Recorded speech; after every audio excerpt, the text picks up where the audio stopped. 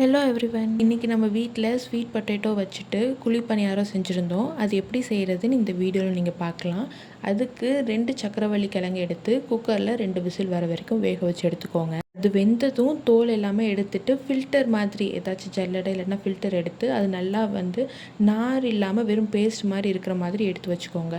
இப்போ ஒரு பவுலில் 1 கப் கோதுமை மாவு, 1/2 கப் அரிசி மாவு சேர்த்துட்டு இதுக்கு தேவையான அளவு உப்பும் போட்டுக்கோங்க. நம்ம ஃபில்டர் பண்ணி வச்சுருந்த ஸ்வீட் பொட்டேட்டோ பேஸ்ட்டும் போட்டுட்டு 1/2 கப் வெல்லம் பாகு மாதிரி காய்ச்சி வச்சுக்கிட்டோம். இது எல்லாமே சேர்த்து பணியார மாவு கன்சிஸ்டன்சியில் நல்லா கலக்கி அந்த லம்ஸ்னால் இல்லாமல் நல்லா கலக்கி எடுத்துக்கோங்க. வெல்லம் அளவாகவே சேர்த்துக்கோங்க, ஏன்னா ஸ்வீட் பொட்டேட்டோலையும் ஸ்வீட் இருக்கிறனால ரொம்ப தித்திப்பாயிரும். ஸோ கரெக்டான கன்சிஸ்டன்சியில் சேர்த்துக்கோங்க.